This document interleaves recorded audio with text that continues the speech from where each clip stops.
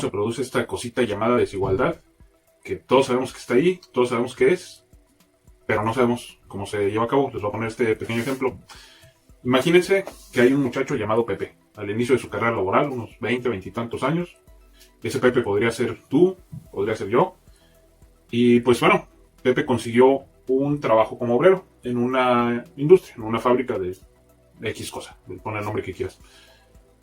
Pepe logró obtener un salario que realmente no es muy alto, pero le da para empezar la carrera. A lo mejor no tiene hijos todavía, a lo mejor no está casado. Puede ser que sea un salario decente para empezar para alguien en las condiciones de Pepe, digamos unos 6,000 pesos al mes. Y supongamos que al final del primer año el jefe de Pepe va y le dice: ¿qué crees, que te ganaste un super aumento de salario? Va a ser del 5%. Considera que este año la inflación fue del 3%. Yo te estoy dando un 5%, o sea, por encima de la inflación, porque sé que eres bien luchón. A lo largo de sus años de servicio se genera una curva en la que va creciendo su salario más o menos de acuerdo a la inflación. Digamos un caso promedio, porque todos pasamos por altas y bajas, nos quedamos sin empleo, subimos, bajamos, hacemos otra cosa, etc. Pero en el promedio, digamos que por ahí Pepe se mantuvo trabajando estable a lo largo de sus 30, 40 años de carrera laboral y logró hacer esa curva. Entonces, ¿qué pasa después de 20 años de carrera laboral? Bueno, ya no gana 6,000 pesos, ya gana 12, 15,000 pesos. Y si logra mantener ese ritmo de crecimiento, bueno, a la hora de jubilarse, pues ya estará teniendo un salario de 40,000 pesos al mes, algo así. De entrada suena bastante decente y esa es como que casi que la esencia del neoliberalismo. Vamos a un segundo caso. Digamos una muchacha recién egresada, llamémosla Sofía. Ella es ingeniera, química o algo por el estilo. También logra contratarse como ingeniera recién egresada, obtienen un empleo, digamos, más o menos bien, acorde a sus estudios, unos 10, 12 mil pesos al mes. A la mitad de su carrera, pues a lo mejor ya estará ganando 20, 30, 40 mil pesos al mes. Y al final de su carrera laboral, cuando ya está lista para jubilarse, pues estará ganando por ahí de 80, 90 mil pesos. Entonces, cuando Sofía lo ve desde acá y dice: ay, bueno, sí crecí, o sí creció el salario, ¿no? de toda esa vida laboral. Vamos a un tercer caso. Alguien con más preparación, que a lo mejor tuvo la oportunidad de ir a una escuela de renombre. Llamamos a este personaje Javier. Don Javier es a lo mejor alguien que no que se contrató solo como ingeniero, como licenciado recién egresado, sino que al ser de los mejores de su clase o alguien destacado, pudo emplearse con miras a una carrera más allá, más alta, con más altas expectativas.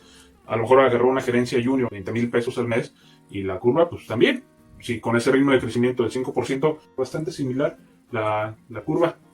Pareciera que ya está ahí puesto, ¿no? Y sí, o sea, a la mitad de su carrera ya estar hablando de 50, 60 mil pesos al mes, pues no es cualquier cosa. Y si se jubila o llega al final de su carrera ganando 130, 140 mil pesos, pues la diferencia ya es bastante considerable. Igual si lo ve uno desde aquí a la distancia, con el paso del tiempo, híjole, ¿quién no quisiera algo así, no? Pero no vayamos tan rápido. ¿Qué pasa si juntamos esas tres gráficas en una sola? ¿Cuál es la diferencia? Vamos a ver. Y lo tenemos aquí. Observen, los tres empiezan más o menos a la distancia, más o menos no tan lejos uno del otro, pero vean cómo se va separando, cómo se va abriendo esa brecha entre los tres personajes, entre Pepe, entre Sofía y entre Javier. Al final de la vida laboral de los tres, chequen el rango tan grande que hay entre lo que gana Javier y Pepe. Pueden ser 100,000 pesos de diferencia. ¿Eso es mucho o eso es poco? Pues parece mucho. Y si se fijan ahí, ya se generó una desigualdad bastante notable, a pesar de que Pepe a lo mejor fue alguien que se dedicó toda su vida al trabajo. Aún así, quienes defienden el sistema económico actual van a decir: oye, pero observa, Pepe empezó aquí y ahora está acá. Y eso le abre las puertas a los que vienen detrás de él. Posiblemente, no vayamos tan rápido porque se nos está olvidando algo. Y aquí es donde viene la parte que me molesta. ¿Cuál es el costo de la canasta básica a lo largo de la vida laboral de una persona? Y resulta que ese también cambia. Cambia con el paso del tiempo de acuerdo a la inflación, porque la inflación, acuérdense que es esa cosa que inevitablemente aumenta y lleva los precios de los insumos hacia arriba, de los servicios.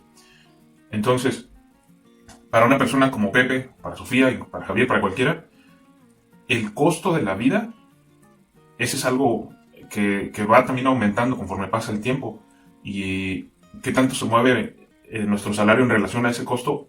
Y chéquense, vean nada más, una persona como Javier, incluso una Sofía que se administra bien, le puede ir más o menos bien en la vida. Después de pagar lo que tiene que pagar, comida, agua, luz, teléfono, transporte, renta, todos esos gastos que no nos podemos quitar de encima, que siempre están ahí. Después de hacer esos gastos, ¿cuánto realmente nos queda para vivir? Para aquellas cosas que nos van a dejar algo diferente, para pasar un tiempo con la familia, educación más avanzada, si queremos pagarnos un curso de algo, un diplomado de algo, una maestría, aprender un nuevo idioma, ir a un país y aprender nuevas cosas, nuevas culturas. Eso, pues, ese dinero tiene que salir de algún lado y no puede salir del costo mínimo de la vida. Entonces, chequen, ¿cuánto se pudo separar Pepe de ese costo fijo? Y es casi nada. La primera gráfica, parecía que realmente Pepe avanzó en relación a cómo empezó su salario.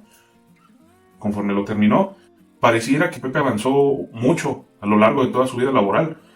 Pero si observamos, si tomamos en cuenta que el costo de la canasta básica se mantuvo creciendo a un ritmo similar de sus aumentos de salario, Pepe prácticamente no pudo avanzar.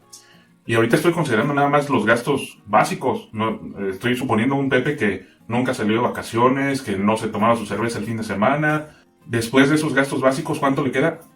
Es prácticamente nada. Y ahí es donde se empieza a generar esas desigualdades.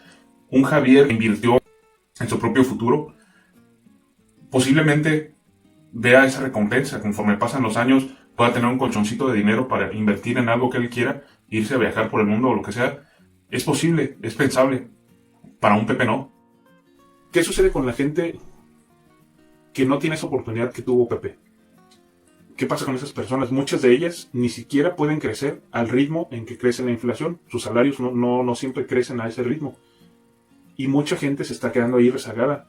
Y mucha, me atrevo a decir que en países representa más del 50% de la población.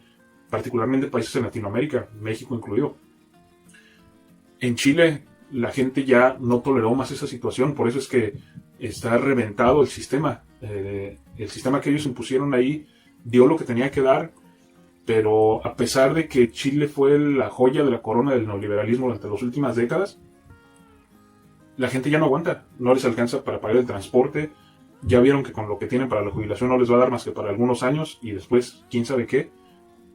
Siendo que hay unas cuantas familias que controlan prácticamente todo el negocio en Chile, las mineras, la energía, lo que quieras, son unas pocas familias realmente las que lo controlan. Y la mayor parte de ese dinero ni siquiera se queda en Chile. Y yo la pregunta que me hago al final es, ¿y dónde están los ricos? Cuando viene una crisis, hay gente que pide condonación de impuestos, que le ayuden a rescatar sus empresas, a que no quiebren, etc. Pero los que realmente han concentrado la mayor parte de la riqueza del mundo, ¿dónde están? En ese momento es cuando se necesitan sus inversiones. ¿Y qué es lo que hacen? Sacan sus dineros de los países en donde ven más riesgo y terminan hundiéndolos todavía más. Hay gente que, en comparación con Javier, lo hace verdaderamente bien. Uno quisiera pensar, o la mayoría a lo mejor quisiéramos estar en una situación de un Javier que, bueno, empezó aquí en 20,000 pesos y al final de su vida ya tiene un salario de 150,000, 160,000, pues se ve súper a todo dar.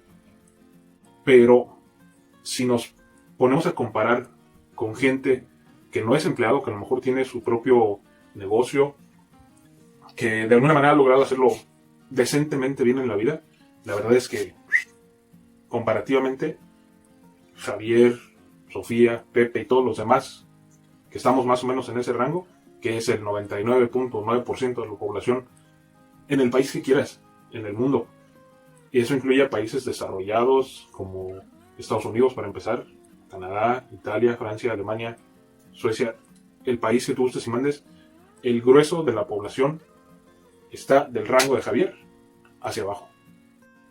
Podríamos pensar que este señor que estoy poniendo aquí en esta gráfica, que es alguien que tiene su propia empresa, que ya ese señor ya está en el Olimpo. No, hay gente 1,000 o millones de veces más arriba todavía, que si pusiéramos esta gráfica en comparación, este tipo también se queda chiquititito. y la gráfica, pum, se vuelve a aplanar, lo que parece exponencial, que es la palabrita que ya nos traen locos con eso, el crecimiento exponencial, ¿no? Depende con qué lo compares, puede no ser tan drástico. Y eso pues vuelve a Javier, uno más, a Javier y a Sofía y a Pepe y a todos, uno más de los lacayos del sistema. Quienes realmente controlan, quienes diseñaron el sistema económico en el que estamos metidos, así lo tienen pensado.